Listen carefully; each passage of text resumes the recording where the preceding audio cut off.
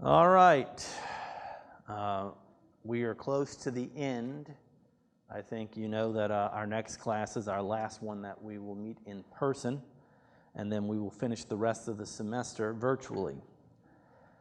It will not be synchronous for finishing the semester, i.e. we're not going to have Zoom meetings with this many people trying to sign on with all the things that can occur.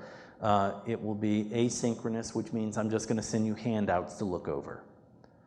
And everything's going to be, gearing toward the final. The final, of course, will be no different than what you've been doing all semester. We went virtual with our finals because we had so many people quarantined. And this one, of course, everybody will be off campus by that time. However, the final will be at the time of the class final of what the date would have been. And so I'm going to double check on that today before I tell you, because I think in the syllabus I just have the week of finals marked and not the actual date. And so the final will open up at 9:30 and it will close down at 11 o'clock. And so you're going to have an hour and a half to get it started and get it done. But like every other final, it'll be like 25 minutes, 20 minutes, depending on the amount of questions at the end of the day. Because this is our last week meeting in person, today's lecture is the only lecture in which there'll be new material. So this is the only new material I'm going to give you. On Thursday, I'm just going to review everything we've covered. And so it'll just be like any other review, and then you'll get some handouts while you're out. I didn't have a quiz for you guys the other night, but there will be one or two more quizzes that float out there trying to help people raise their grade a little bit, doing what we can there. And so Thursday is just a review of everything. That's the big deal with it. After that, you guys go virtual. I'll send out some papers on the day of classes for you guys to look over, just handouts that go over key figures that we've talked about in preparation.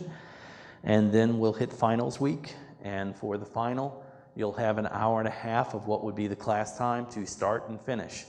Please understand, if you start 10 minutes before the time runs out and there were 20 minutes, given for it, you're only going to have those 10 minutes that are left for the full time of the quiz. So you want to start early. You don't want to start at the last minute and then go, wait, I was supposed to have X amount of time. No, the clock ended at 11. And so if you've only got 10 minutes to finish it, you're going to be marking things really fast. Because you will not be on campus, I have this odd belief, I guess, that all of your internet will be much better. Because the campus internet, I know, has caused a lot of issues as we've been trying to work through the semester. And so you should be able to sign on and knock it out, like I said, 20, 25 minutes. And so with that information imparted to you, on Thursday I'll tell you what the date is, and I'll also post it online so you can start prepping. And then when we finally hit the final, just put it behind you. And so the information that we covered last time were the last two groups for diversity, and those groups were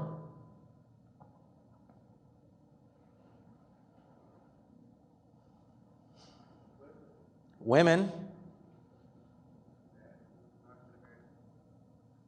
What? Nope, that was the previous time. But you're half right. Gay and lesbian theater. And so we covered women and gay and lesbian theater. I gave you two major figures when we talked about theater for women and by women. And they were Paula Vogel, Carol Churchill. Which one's an American? Paula Vogel. What political theater movement is Carol Churchill involved in?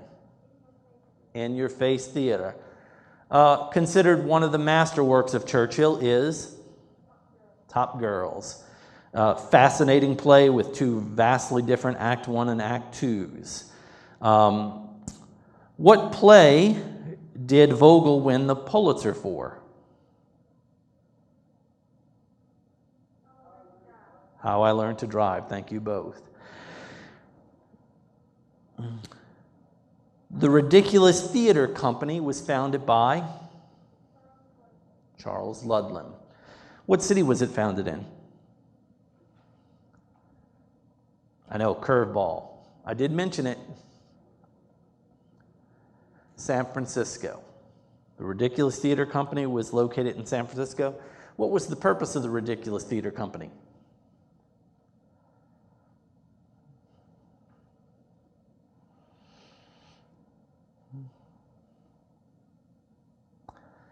It was a purpose that was similar to the beliefs of W.E.B. Du Bois and practiced by Amiri Baraka.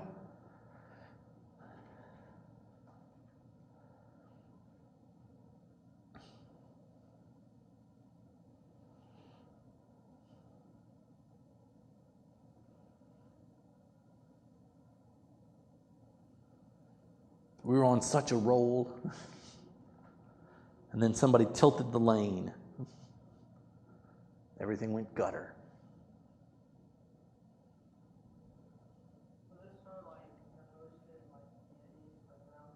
Yes. Yes. They were attempting to put on shows, and actually they succeeded in putting on shows that were for their communities. Please remember, until 1959, A Raisin in the Sun doesn't hit the stage. When you had roles for African Americans on Broadway, it was the butler, it was a slave, it was a gardener. You did not have that community represented on stage. Instead, you had a character from that community living in a white community. And a lot of the time, especially when you look at movies from this time period, when you had African Americans, they were the criminal. They were the person going to prison. And when you took a look at the gay and lesbian community in film at that time, they were a person who was sick. They were a person who was a murderer. They were a person who was deviant. And so in the wider community, you did not see a reflection of who you were. You saw that you were to be pitied, you were to be feared. And so the Ridiculous Theater Company put on shows for gay and lesbian audiences that were about that community. It was no longer something to be feared. It was no longer something to be, despised.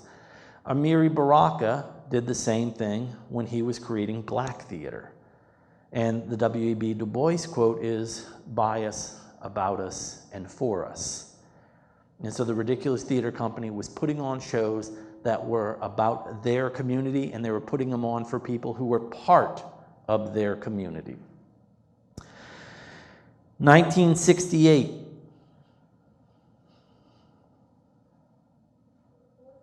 Boys in the Band, which we know because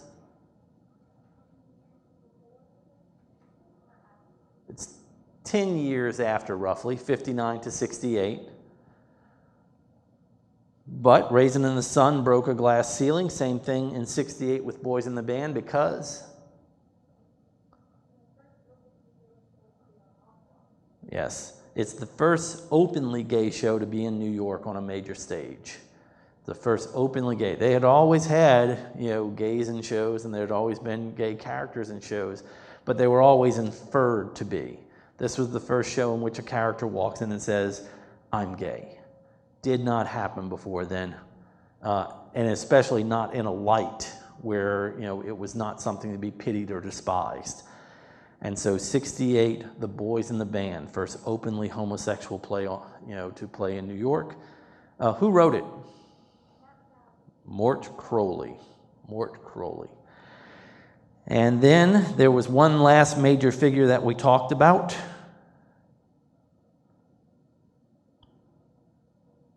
Tony Kushner. Tony Kushner. His masterwork, Angels in America, is still considered to be one of the great American plays. He's still alive. He's got a lot of years to go. He still is creating works. He does a lot of film work and screenplays. But it's in the theater he made his name for Angels in America. And Angels for America, the main theme behind it, takes place in the 1980s and deals with AIDS, which was a scourge at the time, in which they guaranteed us in 2 years we'll have a vaccine. That was over 30 years ago. Ain't a vaccine coming anytime soon. So today we are going to talk about practical positions. And so with that, I had you guys watch a video, and I know by the end of it I had 3 people left. And that's perfectly fine because we've got a lot of things we got to cover with it. Ideally, you have put down those positions I said, okay, we need to talk about these. And so call out one of those positions. Now I find out if anybody actually wrote anything. Choreographer. What's a choreographer do? It's in the name itself. Yeah, they basically put together the dance sequences. They choreograph. Production designer. Production designer is the main designer of what you see. That is the person who basically is going to sit there and say, okay, we're going to put a wall here, and that wall is going to open up to reveal this.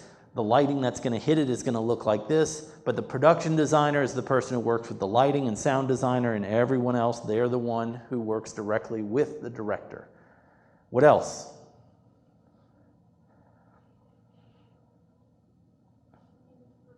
Music supervisor. Music supervisor is not a lyricist. They're not a composer. Their job is to take what the composer has created or take what the lyricist has created and basically try to get the actors to understand what they're doing, Gesundheit, and try to do that into your mask. And so their job is to try and get what the musical director is doing to work for the performers.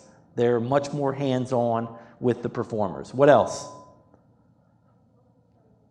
What? Orchestrator. Every musical begins on a piano for the most part. Your composer is sitting at a piano and he's creating it. Usually what happens is he hands it off to an orchestrator. And an orchestrator looks at what was created on a piano and decides stuff like, this would sound really good with woodwinds. We're going to put an electric guitar here for the solo that you've written into this. Over here, we're going to put more drumming to really get the tempo up. An orchestrator translates what's written for an instrument and makes it for an orchestra. And so when you go to a show, especially a big musical in the orchestra pit, they have the full band. An orchestrator has basically sat there and mapped out what everybody's going to do. What else? Yeah, I know everybody was like, I took so many notes during that. The what? Graphic designer, basically an advertising position, but when we take a look at what what becomes known as the symbol for that show, it's usually the graphic designer who's come up with that. Whenever we think of Les Mis, we think of this girl holding on to a broom with the wind blowing her hair. You think of Phantom, you think of this mask. Miss Saigon, that wonderful hieroglyphic helicopter with an eye in it. That's the graphic designer. Basically, they're making almost the trademark of what that show will be known by. You see the symbol and you know it. It's like the Nike swoosh. You see it, you know it. What else? Lighting designer, self-explanatory. They work under the production designer. And so, the lighting designer, basically when all the walls and everything else are up, they're going to sit down and work with the production designer and figure out how to pull it off. Adolphe Appia, this guy known as the father of lighting design for the most part, when he created a hierarchy of what's important to pull off a show in the theater, number 1 on his list was acting. The actor is the center of the universe in the theater because it's the actor who has to perform for the audience. But number 2 on his list was light. Because if you put an actor out there in the dark, it doesn't matter how good they are. Lighting is everything because that's how the audience is going to see what's going on. Okay, next. I got like 3 people who have said something and 2 of them multiple times.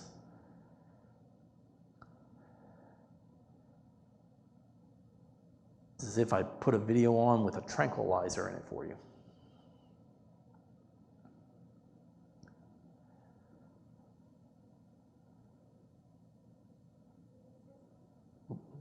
Lyricist, as we know from the musical, that's the person writing the songs.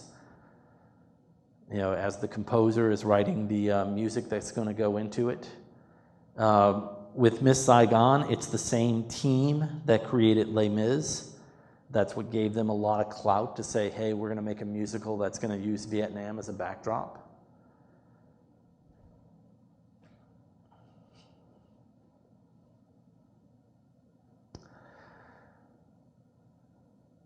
Well, if we're running on empty, I hope you do have some notes on the other stuff, because let's just say it can come back. But we are going to move ahead now, because the jobs we're going to talk about in this one are jobs that you should know or may have heard of. And these jobs were also highlighted in there so I can tie one into the other. And so the first job we're talking about today is the playwright. The playwright. I've always really enjoyed this Tennessee Williams quote, because I really think it gets to the point. No playwright wrote a show and then said, I can't wait till people read this. A novelist is writing shows for people to read. A poet is writing, for people to read. A short story writer, it's for people to read. Plays are written to be performed. A novelist makes money on the amount of plays that are sold. Books that are sold. So if they sell 10,000 copies, then they start to make a profit on it. Playwrights, they can sell 1 million copies of their plays, but they're not making money on the sale of the play. Playwrights make their money on the amount of times the play is performed. Every performance you do of a play is paid for the rights. If you do 5 performances, you pay for 5 performances of the play. And so if you write a play that everybody loves and everybody's doing, and there's productions going on in Texas and Minnesota and then productions in Florida, you're doing really well. There's sometimes there are global maps of what plays are being done where, and I can pull it down and see like, oh man, this play, they have 14 productions that are going to be in the country in December. And then there are some plays, you can look at the history of them and see, oh, they've had 1 production in 10 years. I hope that playwright has another job, because he is not making a living as a playwright. And so when we take a look at a play, when he talks about a printed script of a play is hardly more than an architect's blueprint, all that play is when I give it to you is directions. It's like me giving you a map and saying, I'll see you at this destination. And so that's what a playwright has done for the most part. They have created a map, and they hand it to us, and then we start moving from there. It used to be that playwrights were paid every 3rd show. And so when a play would open, if it was a success, everybody was really happy, and they would have the show go as long as the play was a success. And so if it ran for a month, every 3rd performance, the playwright got the house. So whatever people paid, the playwright made money on it. But if the show was a disaster, it wouldn't run that long. They would pull it off the stage immediately. And so if it only played for a night, the playwright got nothing. If it went for 2 nights, they got nothing. If the play made it 3 nights, then the playwright started making money on their play traditionally. That's before we had copyright laws, where now when you purchase a play, you pay in advance for the rights to do the play. Basically, playwright is he who builds or she who builds. They're building a play. Shipwright builds ships, as you can see here. We still have this terminology. It is basically the person who builds a play. The playwright, historically is the central character in the theater. They are the central figure that you look at as far as the beginning of theater. When we talked about classical theater, we talked about Aeschylus, we talked about Aristophanes, Sophocles. These are the major figures of the classics. They were playwrights. But the thing is, Traditionally, the playwright also acted and directed the show. And so Sophocles, when he was alive, he was saying, hey, you'll be good at this part, I need you over here. Bring me those 3 chorus members we worked with last time, they understand what I'm trying to do. And he would get on stage, he would put it all together, and a lot of the times he would perform one of the roles. And so that way he's at every rehearsal, they're running through everything. And so, at one point, the playwright is the center of the theatrical universe. Over time, the playwright has moved further and further away from that center. Today, the playwright is the most removed individual in the theater from the production process. In today's theater, the playwright is the most removed individual from the production process. When I pay for the rights to do a show, the playwright gets their cut, and they're done with the process. They wrote the play, they're not there for rehearsal, they're not there to make sure that, hey, these walls were supposed to be a foot higher, they're not there to guide any other part. They are simply there, they've created the directions, now it's up to us to figure out how to follow them. In fact, union rules prevent playwrights from attending most rehearsals. And that's vital, actually, because I will tell you from experience, most playwrights will come in and they will say, well, I didn't mean that. This isn't what I was thinking. That doesn't look the way I thought it would look. Well, yeah. You were thinking that we had giant wings and drops in this sort of theater, and we don't have that, so we had to modify this, and this. Of the actors who auditioned, this was the best for the part that auditioned. And so, no, we don't have the part that you imagined, but, we've got the person who can actually play the part. What a playwright has in their head, the directions say to go this way, and you'll get here. Well, guess what? There's 1,000 ways you can still get to that point. One of my favorite quotes is, there's more than one way to get to heaven. You don't have to just do it this way. And so most of the time they bring a playwright in. That playwright is either directing the show or they have a part in the show. But nobody just has a playwright sitting there while they're working, because then you constantly have this person questioning what's going on.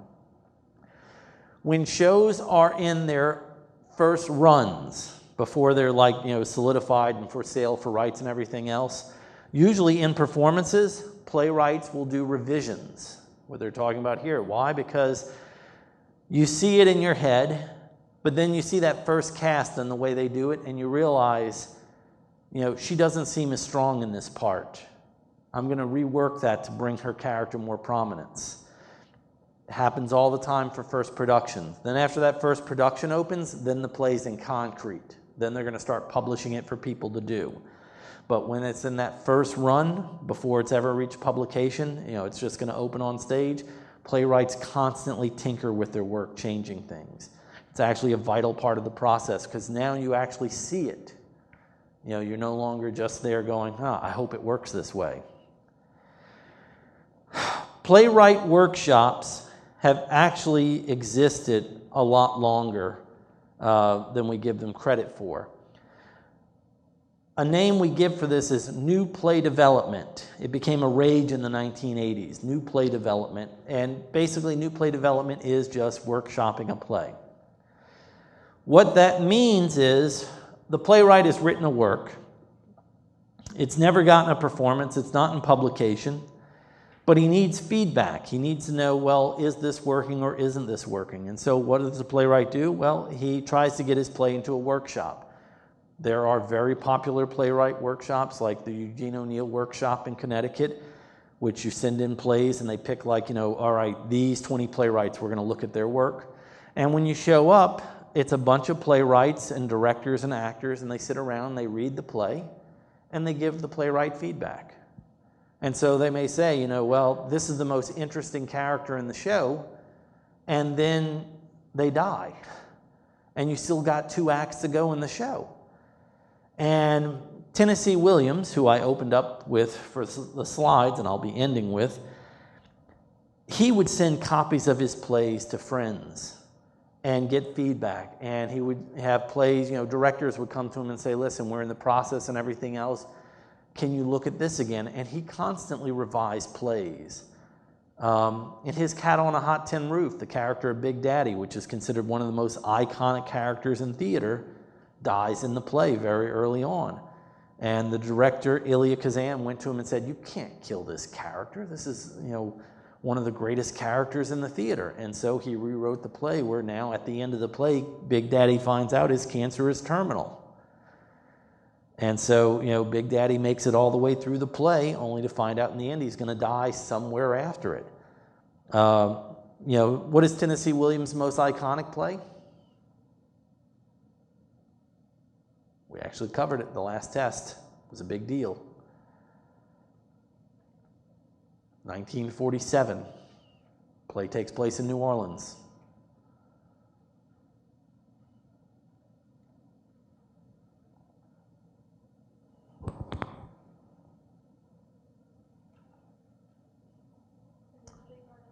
Yes, it is. Thank you. Streetcar Named Desire was not the original title. The original title was The Poker Game.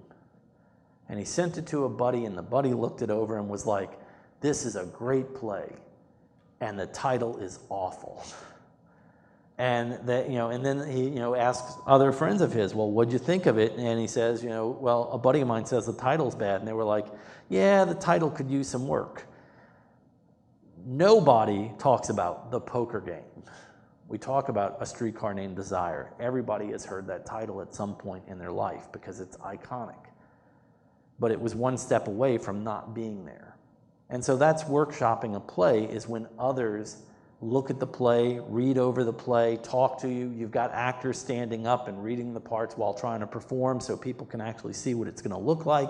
You've got other playwrights who are struggling, who are looking at it and going, yeah, that character's really interesting, but why doesn't he marry her at the end? Why is he doing this? And it just basically sends that playwright out again to rethink about, okay, what are the strong parts of this play? What do I have to shore up because it's weak? And so that's workshopping a play. At the end of the day, the playwright is a writer today. That's their main job. They're no longer the director default as they were in the Greeks. They are no longer, that central figure. And one thing I can tell you now, there is no formula for success in it. Eugene O'Neill, it's said, used to lock himself in a room with 2 pints of bourbon, and then he would come out like a day later looking like he had aged 20 years, and he would have finished a chapter of a play. One of the acts was done. And then he would rinse and repeat every few days. He would go on a bender and keep writing. And that's just how he handled it. Tennessee Williams woke up every morning, sat at his typewriter, and by noon he just went off and did other things. But every morning it was wake up, go to the typewriter, go for about 4 hours, go do something else. Next morning, 4 hours, go do something else. And then there are people who, August Wilson, he'll sit in a cafe, a restaurant, a diner, he'll have an idea, he'll grab a napkin, write down, okay, this is a line of dialogue. And then when they started looking after he passed away, wanting to see his manuscripts and everything, they found shoe boxes full of napkins and coasters and, just anything he could write on at some time, where he would just put ideas and then he would map it all out. So there is no, this is how you do this. That's playwriting for the most part. It's now the most removed, but it is still a highly important part of the theater process. In Crash Course, we talked about Gerhard Lessing, L-E-S-S-I-N-G, Lessing. He was a big figure in Germany in the 1700s. Now, he was a playwright, and he is considered one of the big 3 German playwrights. However, Lessing is the first dramaturge. Lessing is the first dramaturge. And so there's your spelling right there if you're sitting there going, what is this? And so In the 1700s, the theater in Hamburg went to him, and they wanted him to become their resident playwright. And that's a big deal. It was a really good job if you could become a resident playwright with a theater company. And what it meant is like Shakespeare. Shakespeare wrote plays for the King's Men. He made money because he was part of that company. Well, if you became a resident playwright, you were no longer trying to sell your plays and going theater to theater saying, hey, do you think you'd be interested in this? No, you were drawing a check like a regular employee, and the plays you wrote would be performed by the company. And so it was a very stable gig. And he said, let me think about it. And then after a little bit, he came back and said, I don't want to be your resident playwright. I want to be your in-house critic. And everybody sat and stared because nobody knew what he was talking about. It had not existed before. And what he was talking about eventually would become known as the dramaturge.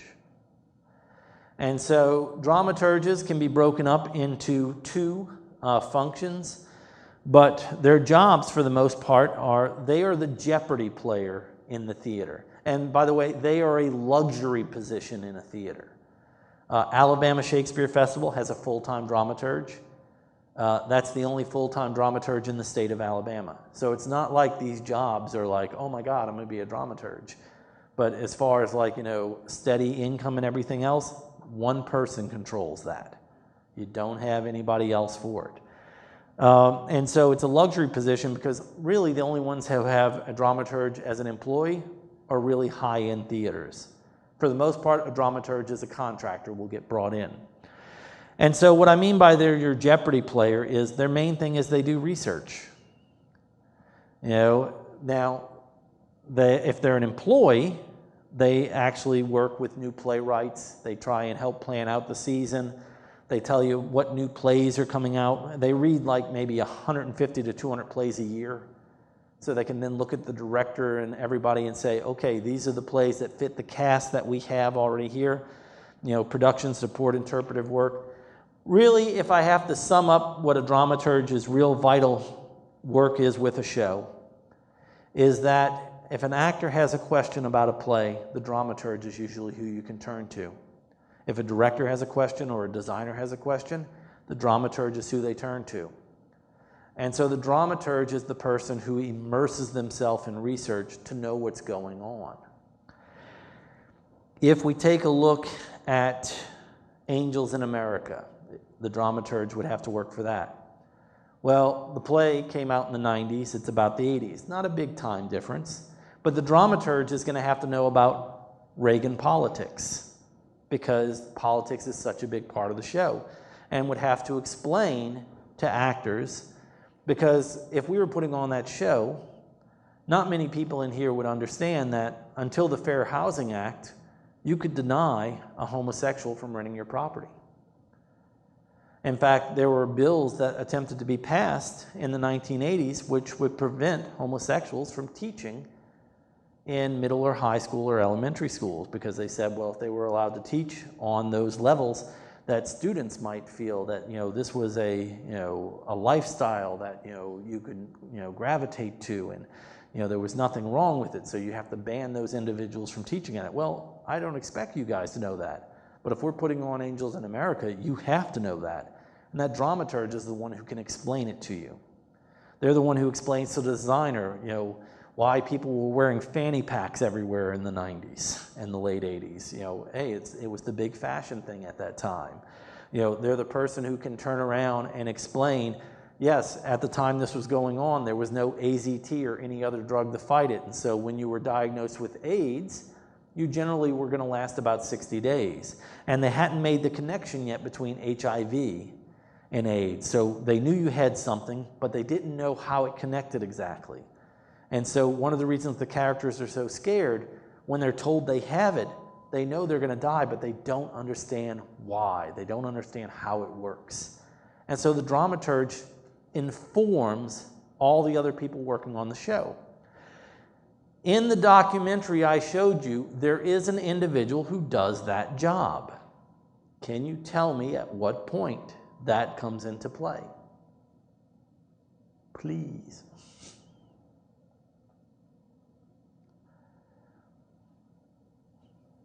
It occurs at the read-through.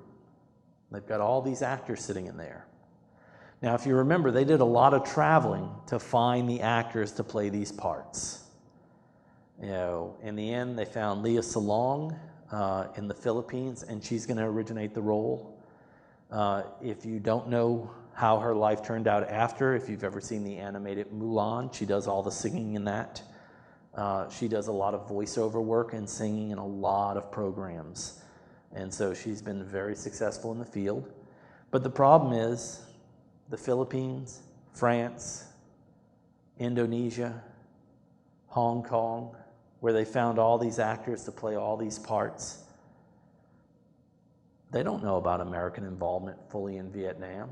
They don't know about our policies, or how we got there. They don't understand, you know, why did we keep this war going for so long when it was so obvious things weren't going well? And so the dramaturge was the person who stood up and explained to them America had never lost a war. And as a culture, we were waiting for John Wayne to come over the hill and save us at the last moment so we could say yes, and this is how we do it. And that did not happen. And so in every other war throughout our history, we had had a couple of draws or we were victorious. This was the first engagement of the U.S. military where when we left, it just all fell apart because we knew we were not leaving victorious. We left with the other side ready to come in and finish it off. And he explains it to him and says it was a death in the American culture. It hit the American people. Why? Because the people he's talking to don't know American culture. You know, the play's going to take place in Britain, so the people working with it directly don't understand it either. But this American they brought in to work as a dramaturge, he's sitting there and explaining to everybody what all this means. And so that's the role of the dramaturge, is to get other people to understand what's going on. And so in new play development, which is what you saw him doing for Miss Saigon, you know, it's really great because, you know, it's hands-on in the development process. For the most part, a production dramaturge gets hired on for one production. They know everything they can about that one production. That production opens, dramaturge's job is done. Show opens, you know, he goes off, finds another job. You know, it's just the way of the process. But there is some controversy when it comes to the job of a dramaturge when it comes to play development. And the question becomes, well, how much of that development should the dramaturge be credited with? And probably the most interesting case is that of Jonathan Larson.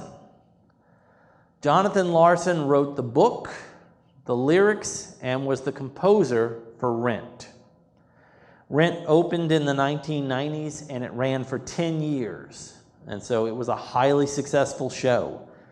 And so in that 10-year period, you know, a lot of money was made.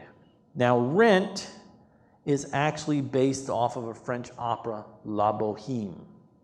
And in the French opera, you know, these characters live on the left bank in France. You know, Paris is divided and they have, you know, a river running through it, and so they call it the right bank and the left bank. And the left bank was poor, but the left bank had artists, people who could afford the rent there. It had the daily workers, stuff like that. And in La Bohème, the great disease that's spreading about is tuberculosis. And so you have characters dying from it, characters that get infected. We don't have anything to treat it at this time period. And it's a heavy opera. We get to Rent. He moves La Bohème to New York in Manhattan. And it's taking place in the East Village. And the rent is cheap at the time. And so it's full of artists and day workers and, you know, various and sundry types. And the disease has changed from being tuberculosis to AIDS. And there, in my opinion, and this is just my opinion, there are two good songs in the musical, and then it doesn't do anything for me. It's like it just goes through the paces. But it was a big hit, and it was an important hit for its time. Jonathan Larson never saw that. After the final dress rehearsal, he had been sick for about a week. They brought him to the hospital. They told him he probably had pneumonia or the flu. Actually, he was going into heart failure. His lungs were filling up with fluid. And so the sad thing is that, returned home on Wednesday night after the show's final dress rehearsal. He never saw an audience see his show, and this was the first show he had open on Broadway. And so this was a very big deal. So the show opens, and it just explodes. Everybody's jumping up and down saying, this is great. People were walking around for years with shirts that just said Rent. There was merchandise everywhere. They eventually made a movie with a lot of the original cast members who were way older than they should have been because it was made like 15 years after the play opened. It took off. The soundtrack, you could actually hear a few of the songs on the radio. It became so popular, it became a vital piece of Americana. And then the dramaturge showed up. And the reason is that to make that play from La Boheme, Jonathan Larson needed a lot of help. And so he had a dramaturge who sat with him all the time working on, well, this character dies at this point. How do you want to handle this? And they worked hand in hand all the way through the process. Well, after the show started making millions, the dramaturge showed up with all their notes and said, well, they were the co-creator of Rent because they had worked on it and everything else. They weren't a composer, they weren't a lyricist, but the story itself, they did a lot of work with translations and stuff that Larson was doing. And they wanted 16% of the profits. 16% may not sound like enough, but when you're talking about hundreds of millions of dollars, you can live off 16% pretty well. And so this does go to court, and there's a lot of fighting back and forth. Does anyone know who this is? Stan Lee. Now, if you don't know what Stan Lee does, I'm sorry for you. But, to sum it up quickly, this is Stan Lee's work. He is easily the most prolific comic book artist in American history. He has produced so many characters. Now, the entire time he has done this, he has been employed by one company, and that company was Marvel. All the Marvel movies that you see coming out one after another, we're talking an industry based off one man's imagination. And he worked for Marvel his entire career. And so when we take a look, just at the billions that have been made off of the movies based on his characters, it is just shocking. What's more shocking is Stan Lee never got any of this money. Because Stan Lee was an employee for Marvel. Everything he created belonged to Marvel. If a scientist working for Purdue Pharma comes up with a cure, that scientist doesn't own the cure. Purdue Pharma does. Why? Because they paid for the research, they were paying the man's salary, they provided the lab and everything else. Well, same thing here. They paid Stan Lee, twice a month for his entire life, and in return, he created characters for him. Now, I'm not saying this was a good deal. Stan Lee was on salary for $1 million a year for the last 20 years of his life. Even on the low end, $20 million over that last 20 years of your life, when you take a look at this, it's like, oh my God, he was ripped off.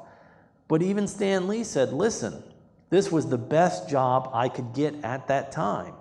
Nobody thought these characters were going to explode and be made into movies. It was just comic books.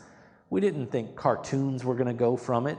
Television series, lunch boxes, T-shirts, Halloween costumes.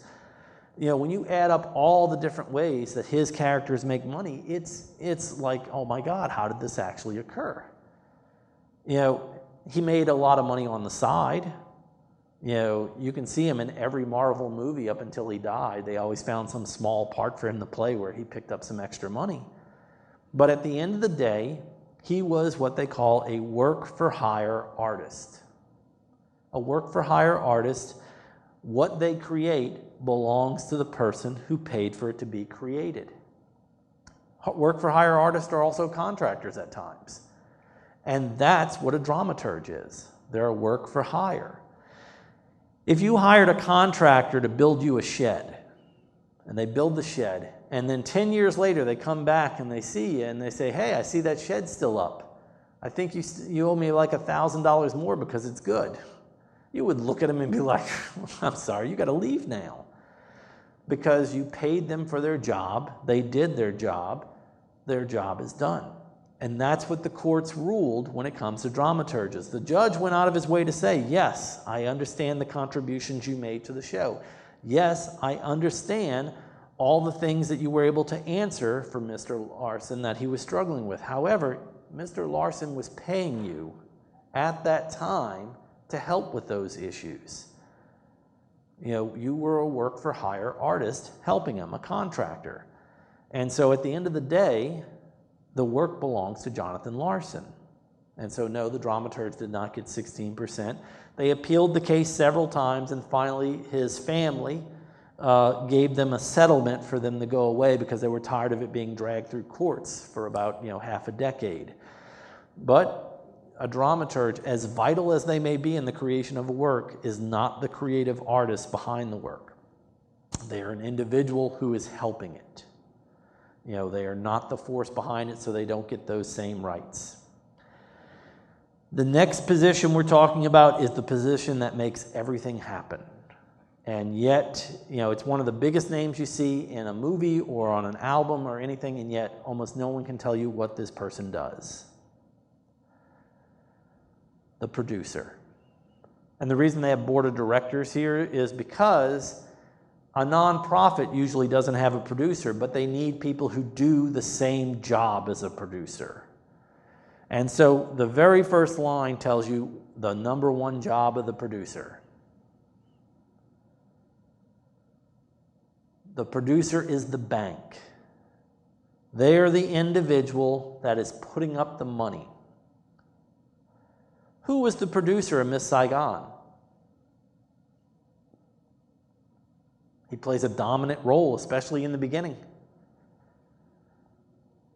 You see him in the very beginning talking to the lyricist and composer. He's the one who says, hey, we're going to do all this traveling. We're going to do this. We're going to do this. And then after the read-through, he's the one who tells the cast, well, I'm going to go away now for 6 weeks. And when I come back, we'll see where we are. And da-da-da-da-da. He's also the one who visits the graphic designer and okays what the design will be at the end. He's the person who makes the big decisions.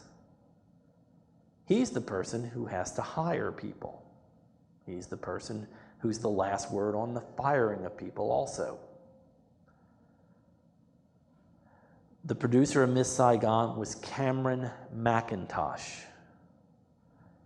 And we will get to him because Cameron Mackintosh is the most successful producer in both Broadway and West End history. That man, just wherever he walks, money shows up. And so Cameron Mackintosh is a huge figure in the producing realm. He's the one that makes it all happen. To give you an idea, when you watched Miss Saigon, now remember, until people start paying for tickets, there's no money coming in. They meet in France, and they talk about this is what the show's going to be. Well, that costs money just getting together.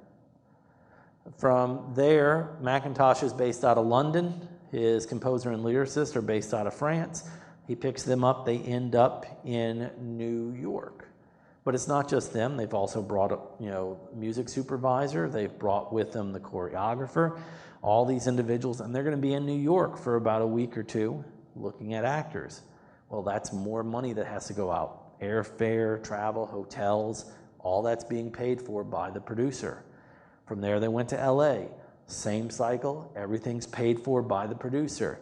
From there, they went to Hawaii. Same thing. And by the way, those rooms are really expensive in these areas. And then they head off to the Philippines, probably the first price break they saw in the whole thing. And all of that's paid for by the producer.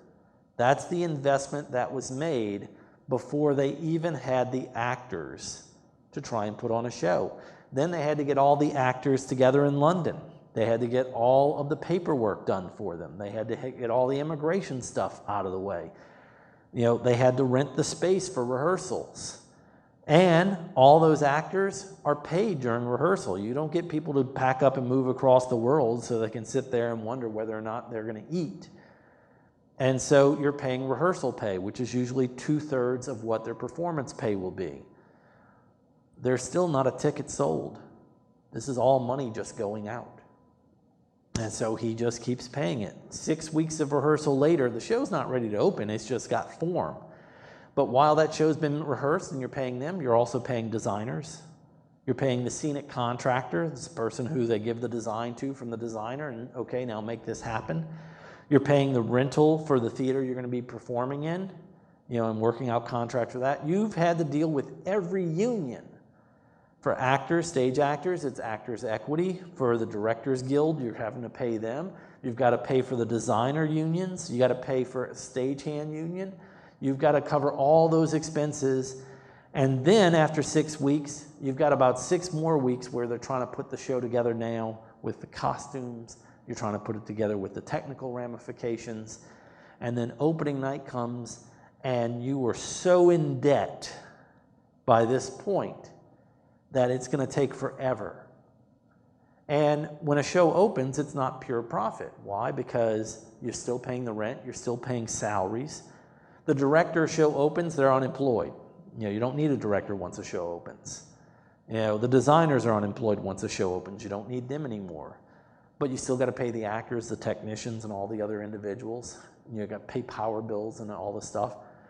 So when you invest in a show, you are looking at how long does this have to run for us to have a hope. And there are so many shows that die the moment that they get there, and it's just a huge loss financially. And that's what makes producers so important. They're the ones who cover the bills. No matter what type of theater, nonprofit, university, professional, there's always the job of the producer, even if it doesn't have that title. In the professional world, it's the producer.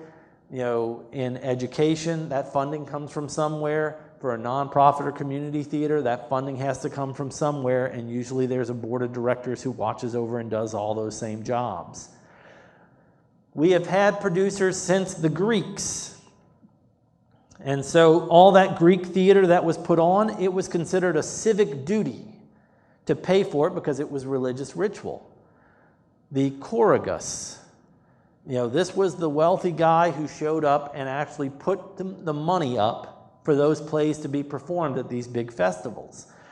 They did not make any profit off it. Remember, this is seen as a civic duty for the Greeks. Instead, statues of them were put in front of the theaters, so when people came in, they saw who was responsible for this. And so it was, a status symbol basically to put on a show. And so we have always had this role, that's necessary. This is what makes it work. When we look down this, responsible, in a non-profit theater, the producer is usually called the managing director or executive director. And the artistic director is the one who's picking out what show to do. It's the person who's picking out how the cast will work. But the managing director in a nonprofit theater is the one who says, we can only afford a cast of this size. We cannot afford a set that goes beyond these limits. And so they're the one who sets the budget basically to say, yes, we can do this big musical, but then every other show we do that season is going to have to be really small. Or we can do these 5 plays and we'll be okay, but 3 of these plays are not going to get a good audience, so we've got to put on more comedy, something that's going to lighten it up. That's what they're looking at, the bottom line.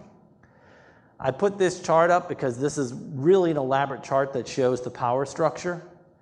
At the top of the chart, they are the person who has to say thumbs up, thumbs down. I love when people talk about, oh, this actor, they make so much money and everything else. And there's a great quote by Shaquille O'Neal. And it was when he was still playing for the Orlando Magic, and somebody went to him and said, what's it feel like to be rich? And he looks at the guy and laughs and says, listen, man, I got money, but I'm not rich. Now, the guy who pays me to play basketball, he's rich. And it really is true, because when you take a look at the owner of a team, we're talking about billions and billions. We talk about players, we're talking about millions. And there is a big difference in those numbers. And so when we take a look at everything below this, almost all of it is built on salary or contract. The producer is the only one who's putting money out there. And so they're going to see the lion's share of it returned. They're going to get a big cut if it works. But if it doesn't work, everybody else, they go find another job. The producer is left paying off the bills. And that's why you don't see many individual producers anymore. It's just too risky. And as I said, putting on a play is a huge risk. I love how they say, a show usually has to run 4 to 5 years to break even. So when you're planning a show, you're taking a look at it and saying, how many years will an audience pay to see this? This is for major Broadway productions. How many years will somebody pay to see this so we can actually make money off it? Because there's so much risk today on the individual level, most productions are put together by organizations or corporations. Why? Because, if a corporation has a bad show, it doesn't shut down the corporation because they have all these other, investments. But if an individual's putting it on and it goes bad, well, then you're going to have problems. The Shubert organization has the most theaters on Broadway, but the group that's put in the most money, Disney today is the largest money spender on Broadway. They may not have as many theaters, but they are putting on shows of grand scale that have to run for years to break even, and have been very successful in doing so. And the thing is, if Disney puts on a show and it flops, their Little Mermaid adaptation flopped on Broadway. It did not even run for a year. It was a huge loss in money. Well, Disney doesn't go out of business. Nobody looks around and says, oh my God, they had to close Disney World because The Little Mermaid was not successful on Broadway. And the thing is, they're running multiple shows on Broadway. And so if one doesn't make it, well, then they can replace it with another show down the line and see, okay, this is going to be the new one. And so today, when we look at Disney on Broadway, they started it with Beauty and the Beast. And it was shocking because the New York Times theater critic that year, when he rated the top musicals, he put Beauty and the Beast #1 and said, it's a shame that the best musical in America today is in a movie theater and nothing on Broadway looks as good. And so Disney sat down, thought about it, and was like, hey, let's put this on Broadway and see how it goes. And it was a huge hit. It did excellent. Frozen was their biggest hit currently on Broadway when the pandemic shut everything down. Unfortunately, it will not be returning to Broadway. They made a decision that, the cost of it being closed for so long is just too great. And so they've just torn it out. They're going to try finding something when they restart. But when you take a look at the list, The Lion King's been on Broadway for almost as long as The Lion King has been, a cartoon. They opened up, they're still going. It's easily their most profitable show, and it just keeps ticking forward. Now, though the corporation is the model of today, please understand that that was not the model. David Merrick is one of my favorite producers, not as far as his shows, but as far as, he summed up really what it meant to be a producer. It's a great quote by him because he was let's just say, not the nicest guy to deal with, but he surmised it one night. He was looking over the theater, had his little notepad, had his assistant with him. They were marking down all the stuff that they were, having to calculate. They were going to put on 42nd Street, big musical. And some of the actors and stagehands, this is after the show, there's nothing for a while, and they're still in the rehearsal phase, and they were playing poker off stage, and they said, "Hey, David, come on, we'll deal you in a hand." And Merrick looked at him and said, "Gentlemen, this is my poker." And then he turned around and went back to work. And the reason is putting on a show is that sort of gamble. You don't know what an audience is going to want. You put all your money into it, you do all the rehearsals and everything else, and then you roll the dice and see what happens. And David Merrick was very good at it. The most successful, though, I told you was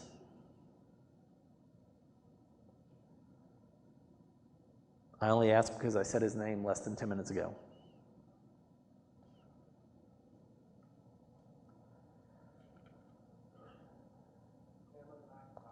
Cameron Mackintosh. Cameron Mackintosh is responsible for the longest running shows in both West End, as far as musicals, and Broadway history. His shows open and they just keep going. If I were to list the top 10 running shows in the history of both sides of the ocean for English-speaking theater, he generally has 3 to 5, shows on those lists.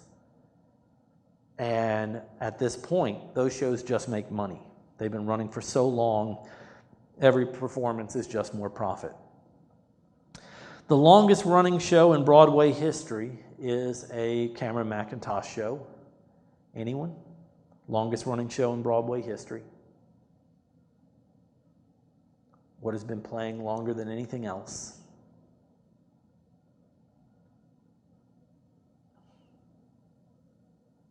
If it wasn't for the pandemic, you could go see it today. It's still playing.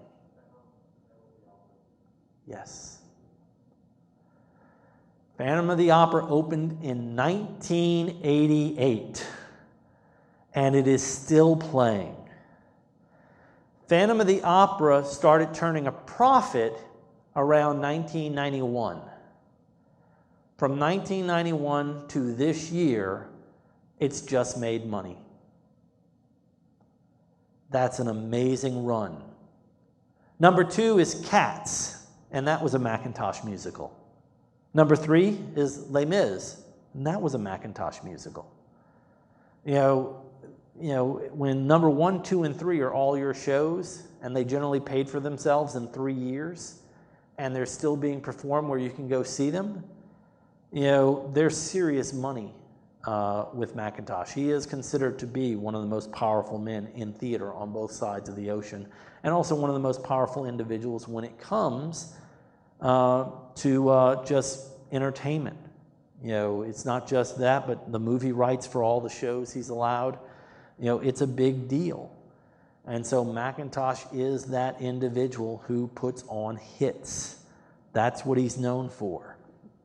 Even today's big hit, Hamilton, has his money behind it. When Lin-Manuel Miranda was stepping down from the show, the tickets were going for almost $1,000 a piece for people wanting to see him in it. Mackintosh is making that money with it. He commands that sort of wealth and power in the theater. And so when it comes to popular theater, he is the individual that people often turn to and say, this is a person who knows what he's doing.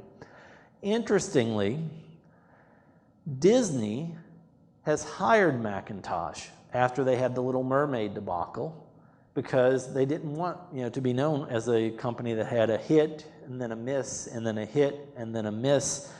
And so he co-produces with Disney now. They put up most of the money, but he looks over it and makes a hefty cut of it. And so Disney's Mary Poppins, when it showed at the Fox Theater a few years ago, whenever you saw a commercial for it, it said, Cameron Mackintosh and Disney present, because he demanded if he was going to do the work for them and they were going to put up the money, he had to have billing for it, i.e. people knew it was his work. He wanted the credit if he was going to have it happen. As much as I like to point out these shows and say, man, this is great, it ran for years, this did this, this did this, there's always an opposite end of the spectrum. Glory Days is known because it opened on May 8th, 2000. May 8th of 2000, Glory Days opened on Broadway. It closed on May 8th, 2000. One performance. Everything was a loss. That one performance was viewed by about as many people as in this theater. And it's so expensive to get a show on Broadway, it's so expensive to keep it on Broadway to try and make a profit, that the moment a show shows weakness, it's time to move on. It's not worth it. And so Glory Days opened and closed. You know, one of the most expensive shows to fail was Seussical the Musical. You know, a musical based on the characters of Dr. Seuss. They spent right around $9 million, $12 million in that ballpark to make it. It ran for 3 months. All that money was lost. There was no profit made. You know, and it was so many great ideas they thought, and all of it failed. And so when these shows fail, it is a big deal. And if it's, you know, if it's produced by an individual, you know, usually that individual doesn't recover. That's why corporations like Macintosh no longer has to put out his own money. You know, I'll let Disney spend the money. I'll just make it a hit. You know, and that's what makes him even more rich, is he's no longer gambling on, you know, on his debt. But Glory Days was one of those failures people still look at, because even by today's standards, it's pretty shocking when something opens and on opening night they're already, you know, packing up the theater at the end of the evening. Why? Because another show is going to move in, and if it doesn't show profit, they're going to move it out. That's just the course of how things work. I hate to say it's Darwinian, but it is survival of the fittest when it comes to the business of theater. The last role we're taking a look at in the process is the director. Who was the director of Miss Saigon?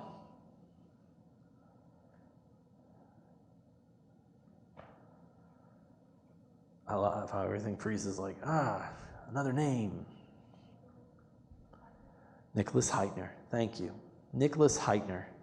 Before he directed Miss Saigon, Nicholas Hytner was the artistic director for the Royal Shakespeare Company in London. And so Miss Saigon was really different than what he had done previously, but he followed the same model as Trevor Nunn. Trevor Nunn was the director of Les Mis, and before he directed Les Mis, he was the director of the Royal Shakespeare Company. And Cameron Mackintosh came to him and said, listen, I love your work. This is to Trevor Nunn. And I want you to do this musical. And Trevor Nunn told him, I'm sorry, I only do serious work. Because musicals, of course, are not deemed as that great thing. And that's when Mackintosh is like, well, I'll pay you $1 million. And Trevor Nunn was like, that's pretty serious. You know, sign me up. And so he drifted in there and did it, and it became a big hit. And so Mackintosh, one of his big things is finding great directors, not just great musical directors, but great directors, and bringing them in and letting them do their work. And so the director is usually the first hire of a producer. This is usually the first person who's going to be brought in. Traditionally, as we said, in the Greek period, the playwright was the director.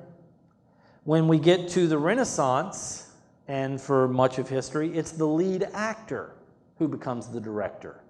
And so we go from the playwright to whoever's on stage the most. Well, they have to know how this show goes together. And so they're the director. It's not until we get to the 19th century that the director emerges as its own part. You know, the director becomes separate from everything else. They're not acting, they're not writing, they're not doing anything else. Their whole job is, I'm going to make this play work. Now, there were, you know, just as we have for a nonprofit theater, somebody who has to do the job of a producer, there were people who worked in the part of a director before this time period. In the medieval period, the pageant master was in charge of putting on those medieval shows. Now, this was usually a member of the clergy, and so, you know, laymen performed in it, and they tell somebody, hey, you're going to be Judas this weekend. And the pageant master, what we know about him basically are just from sketches and drawings of a guy waving a stick and pointing in directions for people. You know, he wasn't sitting there saying, what does this play mean? He was sitting there saying, okay, quick, get up on stage. All right, now get off the stage. And so basically, he's more of a traffic cop than a director, but that's the role, getting people to their cue, getting them where they need to be, blocking it out. And so we've always had somebody who had parts of the job, but it's really not until this guy that we end up with a person with the job. George II, Duke of Saxon-Meiningen, regarded by many as being our first real director. And he had a theater company, and in his theater company, he is really going to change the way things work because he had money. And because he had money, he could dictate how things were going to work. And so he could have long rehearsal processes. He could buy all the props that they actually needed, not just stuff that they had to find. He could fund the theater to make it better. And so he had his own theater company, and with that theater company, he basically was the person who put the shows together because that's what he enjoyed doing. For him, it was almost like a leisurely act. And so, we take a look. His wealth allowed for these things, long rehearsal periods. And one of the things he really did well was, in a lot of theaters, the minor parts were played by apprentices, and it was like, here, pick up this bucket, go over here, and now get off the stage and make way. He would rehearse those parts. He didn't just throw them on there. And so his ensembles, like if they go off to the street with the vendors and everything else, all of that was worked on. Stanislavski pulled a lot of stuff from this individual's work. And one of the big things he did, though, is as a director, he interpreted the work. And this was different than anything before, because before it was just get on stage, this is the blueprint, do it. Now we had a person saying, well, what does this mean? These are 3 images from the same play, but different productions. This is Hamlet placed in a medieval period. This is Hamlet placed in the 19th century. This is Hamlet placed in the 21st century. It's taking place on the top of a skyscraper for the final duel. None of them changed the dialogue, but the directors totally interpret the play differently. This is probably my favorite production ever made to film of it, the Kenneth Branagh version. It runs 3 hours, 58 minutes because they do the whole play uncut. This is Mel Gibson's version. Definitely one of the more visceral, always on the attack. But the thing is, each director saw the play and created something with it from their vision. It was not just created for the sake of, hey, let's get this going. The only style of director I really want you to know is the auteur. The auteur is a director who views the script, as it says, as raw material to be shaped. Now, the opposing director is a traditionalist. A traditional director is a director that's trying to serve the script. They pick up the script, they try to figure out what the playwright was trying to do, and that's how they're going to put on their play. An auteur, on the other hand, is picking up a script and going, what can I do with this? Auteur is mostly used for filmmakers. Quentin Tarantino is often called an auteur because you see one of his films and you know it's by him. Any one of his films, you can instantly tell by the style, hey, this is the person who made it. Where more of a traditional director, you see the film and you never think, well, who made this? It just, they can make 50 films about 50 different subjects and you can't really tell because they're basically just going through the routine. They're not trying to make the film into something that shows them through it. Here it says that they mostly eliminate the playwright. Why? Because they're not trying to think of what the playwright meant by any of this. They are just looking at it and saying, this is what I'm going to create with it. And it's highly controversial to playwrights, as you can imagine, but it's very much one of the highest levels of filmmaking and play directing we have today as far as a model, because this is how people basically create a brand for themselves. All right, folks, our next class is a full review of everything that we've covered. Then handouts will go out online to keep you abreast of the situation. And then we will have our final on the date it is scheduled in the time slot for this class. And so make sure you're looking forward. You will not have to register through ProctorU. You will not have to use a lockdown browser or anything. Everything will, should be, just open and go just like your regular ones. So you're not going to have to jump through the loops or anything that other classes may have. Everybody understand that. No roll today. Just get to your next class. I brought you all the way to the last minute.